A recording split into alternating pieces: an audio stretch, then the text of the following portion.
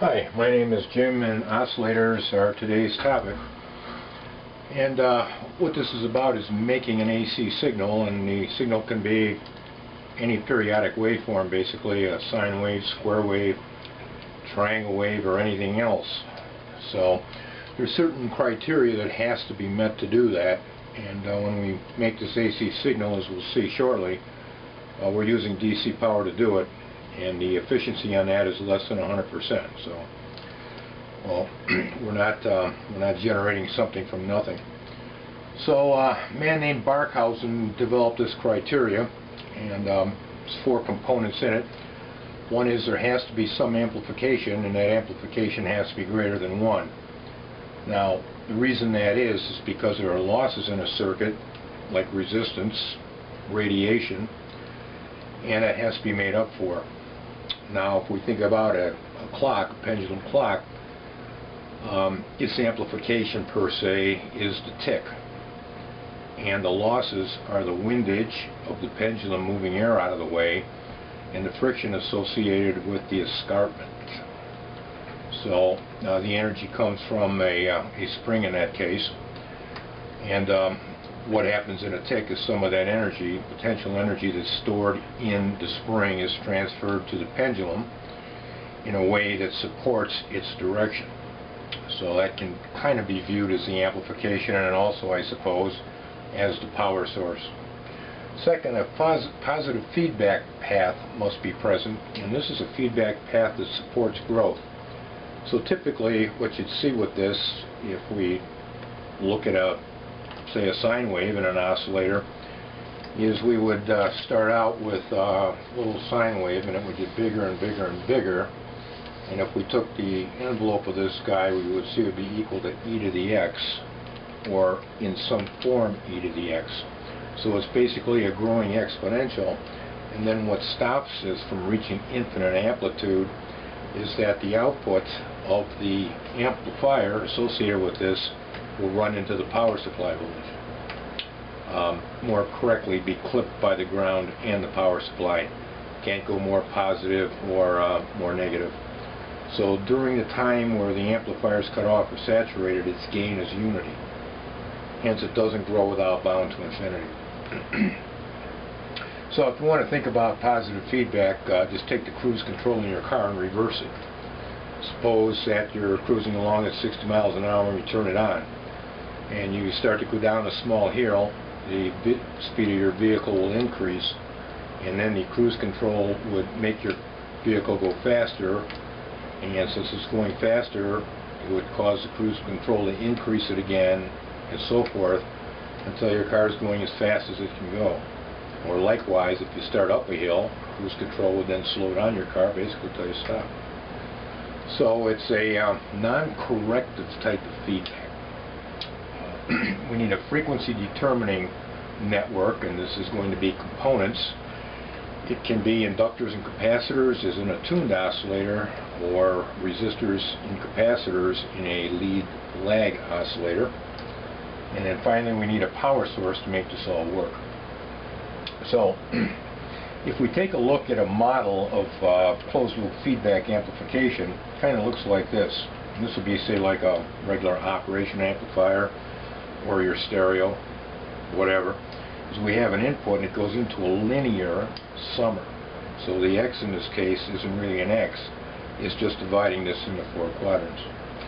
So these are added together, so we'll just not worry about this for a minute, and the signal is fed into an amplifier, and this amplifier is the open loop gain of it. Now what that means, say in a case of a LM741, the open loop gain is approximately 200,000. So obviously we have to tame that a bit. So when we have a feedback path, what that basically does is it takes a portion of the output and feeds it back and subtracts it from the input. So we can reduce this open loop gain down to a closed loop gain, which can be determined by a simple resistor network. A couple of resistors will do that. And the advantage of this is that the bandwidth, the lower the gain, the bandwidth increases, and the higher the gain, bandwidth decreases. And in the open loop gain case the 3 dB point. That's where the frequency rolls off by 0.707 volts is something like 7 hertz. So not very useful, not to say about oscillating and so forth.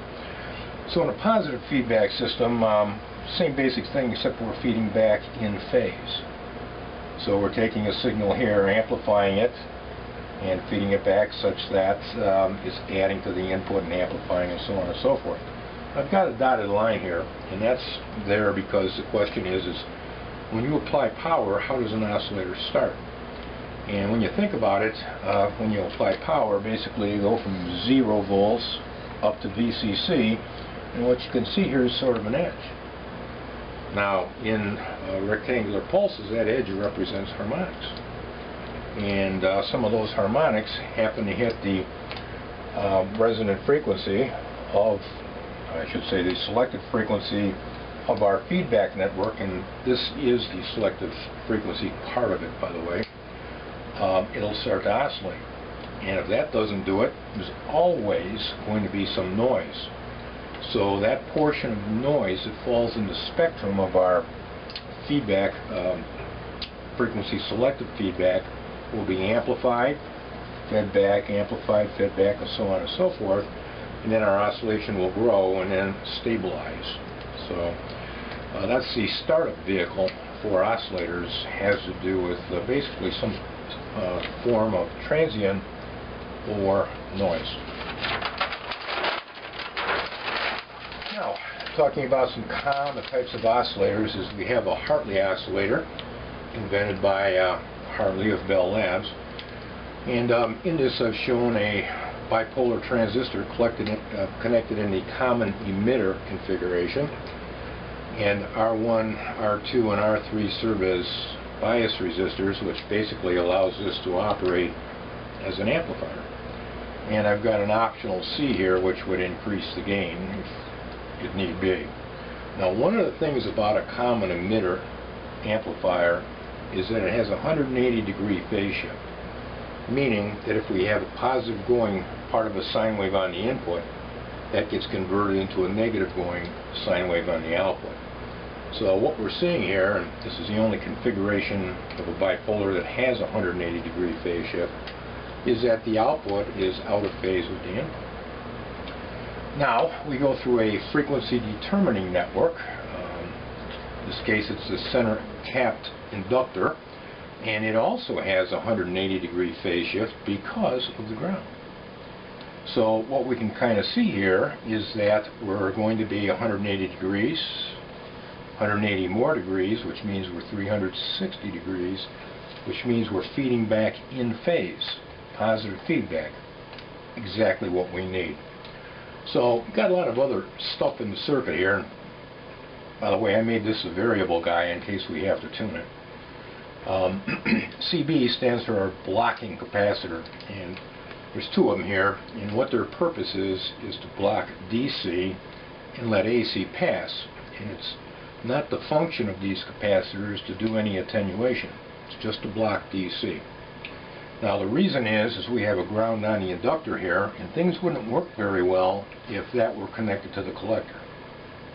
So at DC, this looks like, and this looks like, an open circuit.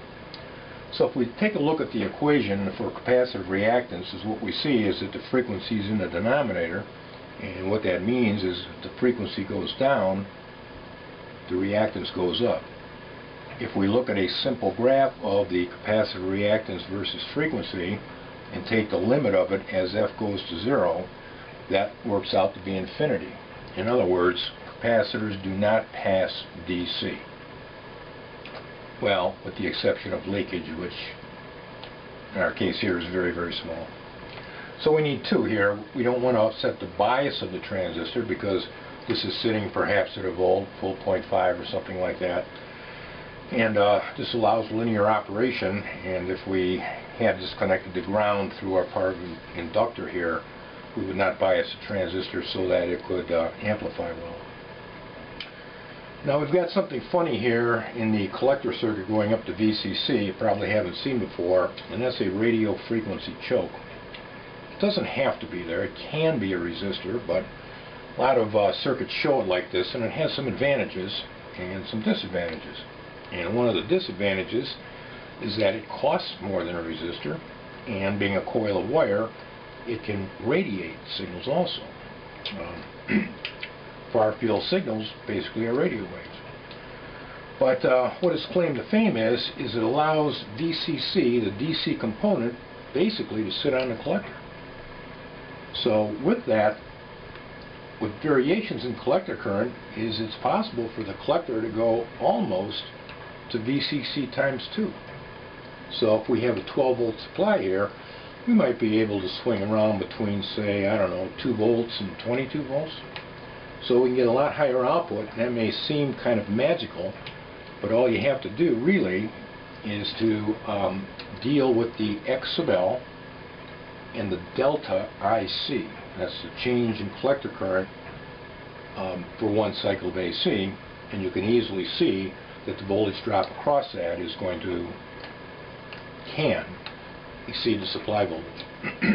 So, okay, if we take a look at this, suppose that this is V in here, and then we go through our common emitter amplifier and pick up some gain here. We see V out is larger and 180 degrees out of phase. So after we go through the feedback loop here, which is selecting the frequency of interest, what we see is that our point right here is going to be in phase with the input, only larger. So it's supportive, positive feedback.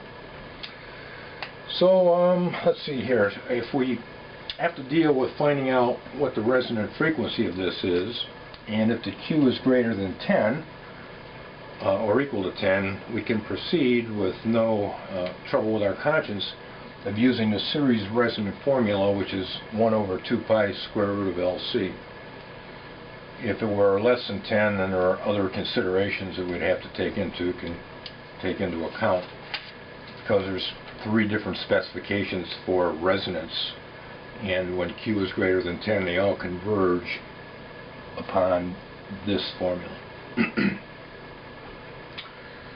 Okay.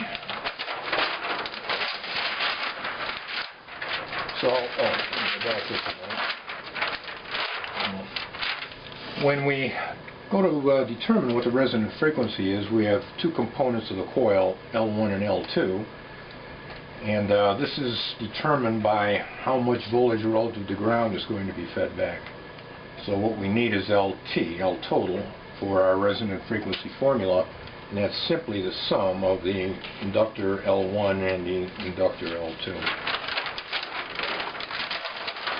Now there's a very similar oscillator called a Colpitts, and it's all the circuitry is the same, except instead of a tapped and grounded inductor, what we have is a series capacitors which are grounded, and all the other circuit operations is the same. Now when we go to find the resonant frequency of this, is what we have to do is use C total. Now when you have capacitors in series, you do not add them together. In parallel you can, but in series it's 1 over the sum of, which 1 over C1 plus 1 over C2 plus so forth. And if we're only dealing with 2 components, it breaks down into product over sum, which is probably the easier method, I think. So CT, and this is kind of a sanity check on your calculations, has to be smaller than the lowest of C1 or C2. If you end up with a C total which is greater than either of these, you made an error. So that's a high-level sanity check for that. Now, our next type of oscillator is the wine bridge oscillator, and this was invented in 1939 by Mr. Hewlett and Mr. Packard in their garage. And it offered so many advantages over other oscillators at the time, it kind of became the de facto standard for low and medium frequencies. And its claim to fame here, and this is not considered a tuned oscillator, it's called a lead lag oscillator, and we'll get into the calculations here in a minute. but the way it works is by feeding back a voltage, and then this determines the frequency of oscillation. So the nice part about this is the values of this R and R are the same, and C are the same. Now what that means from the practical standpoint is that it's very easy to build these two as a variable and have them track. Not the case in a super heterodyne with an input tune circuit tuned to the station and a local oscillator tune the IF frequency above the incoming station. Or we could gang the R's together, and that's what this dot means, is it's ganged or connected together. So in this it's relatively easy to tune, and this became kind of the standard bearer. This is an op amp, and this is the non-inverting input. So whatever phase we have here, we're going to have the same phase at the output. This is the inverting input, and this is our gain determining network here. Remembering that a simple, completely old 741 op amp has an open loop gain of about 200,000. By the ratio of this, we can set it to just about anything we want to. Let's see. So next stop is going to be, well, how does this work? You know, I mean, this is going to be simple. The gain equation for this is gain equals 1 plus the ratio of RF over RI. So that's really straightforward.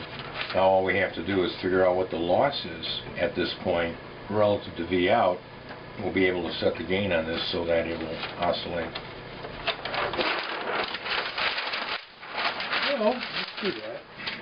How a lead lag network works. Now this is a pretty busy sheet here, but basically it breaks down into AC circuit theory, and AC circuits, like DC circuits, isn't a pass and forget kind of course. These are core building material for everything that's electronic. And all I'm kind of going to work with here is these components, and I put them in the context of the op amp. And for the heck of it here, I've assigned R is equal to 1K and C is equal to 100 picofarad. And again, 1K and 100 picofarad. So first order of business is to find out what the frequency of oscillation is. And the equation for that, which I did not develop, is 1 over 2 pi R times C. Plugging our values in here, and here we have 100 E negative 12, which is a 100 picofarad capacitor, comes out to be 1.59 megahertz. Once I know that, I can find the capacitive reactance, 1 over 2 pi FC, and that turns out to be 1 kilo ohm. Next, kind of broke this down into two impedances, Z1 and Z2, and that's what I call them. And Z1 is simply going to be the sum of these two guys, and what I want to do is to get that into polar form for the heck of it. So in rectangular form, here it is, and then in polar form we have the square root of raised to the 1/2 power, the real component squared plus the imaginary component squared. So even this is, even though this is a negative J, when you square it, it becomes positive. So didn't bother to write down the negative in there. And the angle on this is going to be the inverse tangent in degrees of our x over r, which would be negative 1k over 1k. So Z1 turns out to be 1.414 k at negative 45 degrees ohms. And on this page, many times I omit the ohm symbol. There's enough ink here to suffice for it. Now Z2 is a bit of a problem. It's a parallel circuit. So what I kind of need to do is convert it into a series circuit, kind of like this, and then determining what the tap is that feeds into the non-inverting input of the amplifier will be somewhat easy. So what I've elected to do there is I have 1K in parallel with negative 1 and negative J1K, and I'm using product over sum to do this. And multiplying the real and imaginary together, and in the denominator you have to do a little bit of work here. The square root of the sum of the squares, inverse tangent of x over r. and the denominator gives us 1.414K at negative 45 degrees ohms. In the numerator, multiplying these two together, and remember we add the angles, gives us 1E6 and negative 90 degrees ohms squared. So when we divide this out, we're going to end up with the ohms like we need to. So in doing that, the impedance in polar form comes out to be 707.2 at a negative 45 degrees ohms. Negative 45 degrees makes sense because this is a capacitive circuit. So what I need to do now is convert parallel into series forms because I need to find Z total to use voltage divider. So that's kind of straightforward, just like in AC circuits. Our equivalent series is going to be equal to the magnitude times the cosine, which is the real operator of the angle, which is negative 45 degrees, and that comes out to be a real 500 ohms. Likewise, X equivalent series is the magnitude times the sine of negative 45 degrees, and that comes out to be negative J 500 ohms. So this is kind of what we have at this point, and this is our tap off, and what we want to do is find the voltage drop across this network relative to V out, which is feeding that part of the network. So before I can do that, I have to know what the total is, so I can just take the impedance of this guy, which we call Z2, divided by the total impedance, and then I'll be able to establish a ratio. So the total impedance is going to be the sum of the real components and the sum of the imaginary components, and the real components turn out to be 1500 ohms, and the imaginary is minus J 1500 ohms. And then converting that into polar form, because I'm going to have to do a division, don't want to do that in rectangular, is going to be the 1500 squared plus 1500 squared, the square root of, so it's the square root of the sum of the squares, and the angle is going to be the inverse tangent of negative 1500 over 1500. So that comes out to be 2.12K at negative 45 degrees ohms. So it's easy to drop a sign when you do this, but just remember, if your circuit's capacitive, it needs to be negative J, and the angle needs to be negative.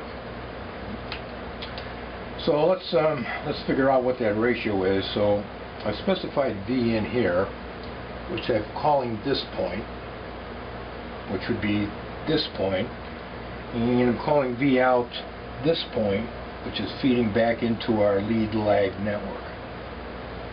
So V in is going to be equal to V out times the voltage divider of Z2, that's this guy, divided by Z total.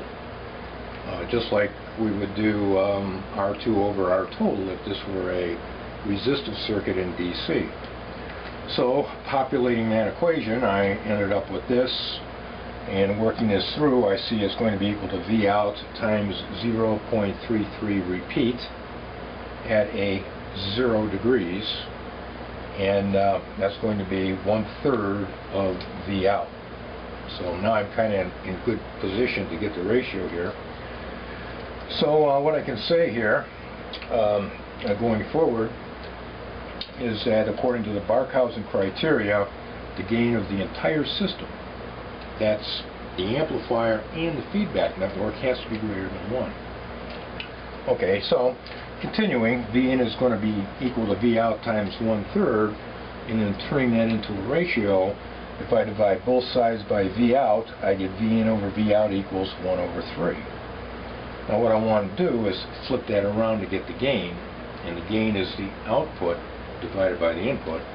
So in doing that, taking the reciprocal of both sides, I find out that the gain here is equal to 3, and that would be with no losses. Don't have that, so the gain is going to be slightly greater than 3. So in doing that, figuring that out is the equation for a non-inverting amplifier here, and this is the guy that goes to the tap on our lead lag network, is going to be equal to 1 plus the ratio of RF over RI. 3 equals 1 plus RF over RI. 2 equals RF over RI and we therefore can conclude that RF is equal to or greater than 2Ri. So if our RF resistor is, say, 20K, Ri is going to be 10K. Now, if we make the gain greater than 3, what will happen is the sine wave will clip. Have a flat spot on the top and or the bottom. As we reduce the gain, say we make RF variable, is we'll see it begin to sine up, become pure and pure sine wave until we get slightly above 3 where it'll stop oscillating. So what manufacturers have done using wine bridge oscillators is that they include in the feedback circuit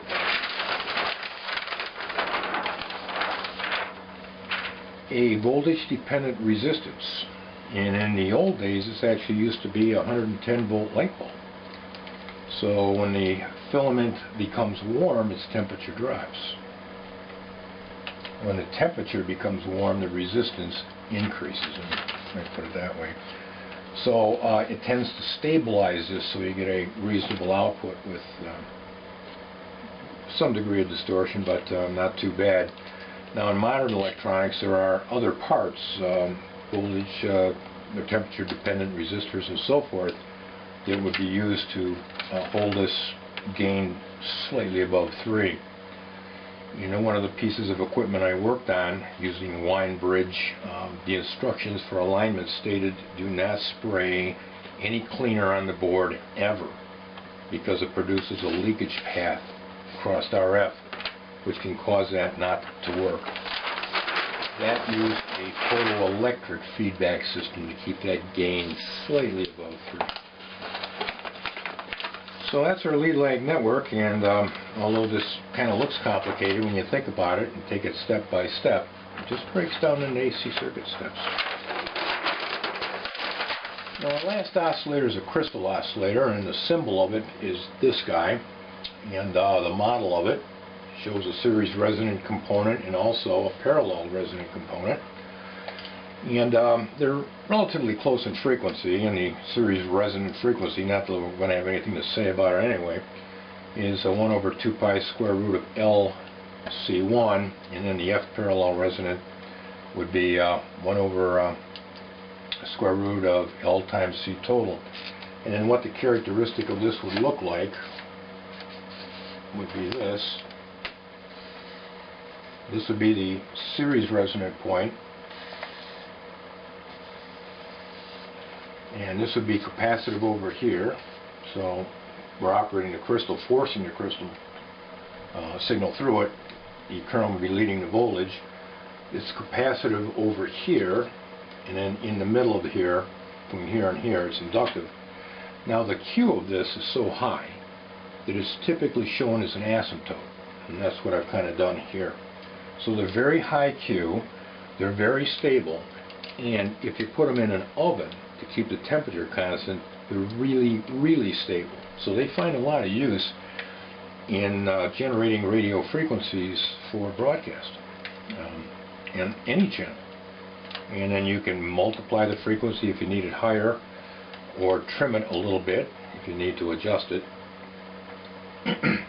So the characteristic of a crystal, and this is what one looks like here. I'll hold him up.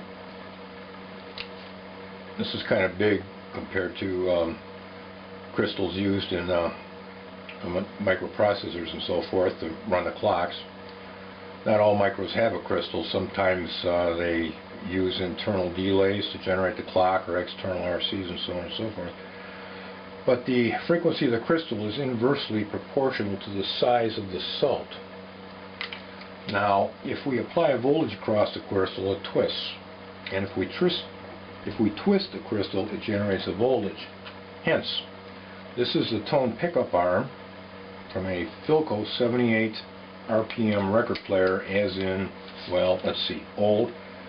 And we see the stylus here that rides the record groove, and that gets wiggled around, twisting a crystal inside of this.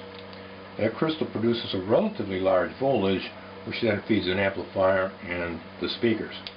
So these are long since out of date, There's a the following of vinyl records today, but they're magnetic pickup, which offer a lot of advantage over a crystal, or lower noise and higher frequency range and things like that. So anyway, to make a crystal oscillator, we're going to use a HCX part, which means something in the HC family, and you just have to be sure that the frequency rating of the inverter, in this case, and that's what it is it's a digital inverter, is higher than the frequency of interest here. And what we see is we have two external capacitors, and the purpose of those is to swap stray capacity. So, stray capacity is kind of unpredictable. We build a prototype, we change the circuit layout. Printed circuit boards are very nasty. They have surface leakage and dielectric absorption and a lot of horrible things. So this is to overwhelm the stray capacity and basically make the crystal stable. Now we have a resistor between the output and the input also, and basically that linearizes the inverter. So you can use an inverter with two resistors as a linear amplifier. It's not what it's designed to do. Won't do it very well, but you can do it. I've done it before for detecting audio. But anyway, what we get across the inverter is obviously a low in equals a high out, or a high in equals a low out, and that's a 180-degree phase shift if we think about that in the analog sense of the term. And the crystal also has a 180-degree phase shift because this is basically a parallel resonant circuit, or yeah, in this case it would be parallel resonant circuit. So 180 degrees here, 180 degrees here, means that we're feeding back in phase. Now the purpose of this guy is that if we're going to have a crystal oscillator, we want to do something with it. So if we connected this to other circuitry, we would be putting other capacity in parallel with it, which might depend on a lot of other variables. So this is serving as a buffer. Now it's going to invert the crystal output, but so what? It also tends to make it square, as in a good thing, and therefore any changes in the load out here, R, C, or L, do not feed back into the crystal oscillator. They can pull it off frequency. So that's about finishes it for oscillators, and thank you for watching.